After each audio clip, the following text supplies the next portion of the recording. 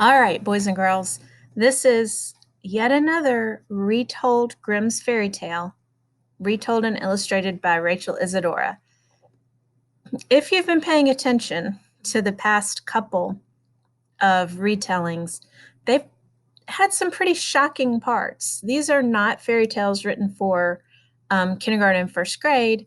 This is definitely a third or fourth grade level fairy tale. So that's why I'm sharing it with you guys as the older kids. Um, so we're going to get started with this one. This is called The 12 Dancing Princesses. It's illustrated in the same style as her other books, and it's going to have a slightly different setting. If you've heard the story Dancing Princess before, you might not have. This is a little less well known. All right, I'm going to see if I can go down like that. Maybe I could go up there. There once was a king who had 12 beautiful daughters. They slept each night in a locked room, but every morning their shoes were worn through as if they had danced all night. The king made it known that whoever discovered where the princesses went at night could choose a princess for his wife. If after 3 tries they failed, they would lose their life. Many tried and failed. Now I'm going to have to move this down here.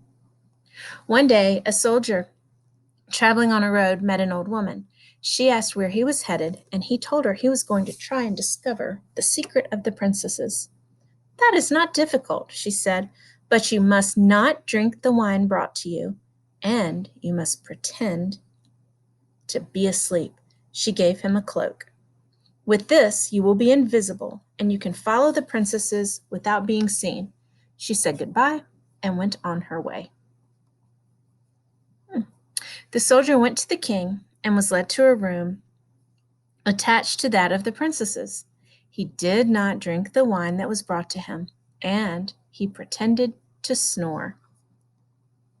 Oops. When the princesses heard the soldier snore, they laughed and quickly got up and got dressed. Believing that the soldier was sound asleep, the eldest princess went to her bed and tapped it. Suddenly, it sank into the floor, and the princesses ran down a dark passageway. The soldier put on his cloak and followed. The youngest princess thought she heard someone following them. "Don't be silly. There is no one there," said the eldest sister. Soon the princesses reached a grove of trees with silver leaves. They came to one with gold leaves and one of diamond leaves. The soldier broke off a twig from each. They came to a lake where the 12 princesses were waiting in 12 boats, where there were 12 princes waiting in 12 boats. The invisible soldier sat in the boat with the youngest princess, and the prince wondered why it was so difficult to row. Let's see. I guess that's this one. He looks like he's struggling. They all reached the other side, where there was lights and music. Everyone danced under the twinkling stars. The princesses danced on and on until their shoes were danced through and they could dance no longer. The princes rowed them back to shore, where they all promised to meet the next night. The soldier ran ahead so that the princesses found him sound asleep when they returned. He followed them the next 2 nights, and on the last night, he took a cup away with him. And there's the cup. The time arrived for the soldier to speak with the king. "Where do my 12 daughters go at night?" the king asked. "To a place underground where they dance with 12 princes," the soldier replied. Then he told the king that what he had seen, and he showed him the 3 branches and the cup.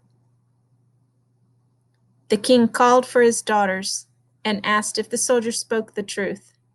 Knowing that their secret had been discovered, they confessed. The soldier chose the eldest princess for his wife, but as he was not very young, they were married that very day. And everyone danced and danced all through the night. Oh, I'm kind of relieved that nothing too bad happened in this story, at least nothing startling bad. I hope you've enjoyed listening to all of these retellings of the Grimm fairy tales. They, again, startling is really the only word I can think of to describe them. I have enjoyed them, and I really have enjoyed the pictures and the new take on the illustrations that the author and illustrator Rachel Isadora has brought to these tales.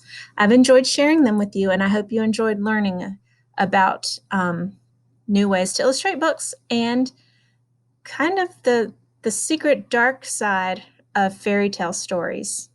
I hope I see you soon in the library. I miss you all. Bye.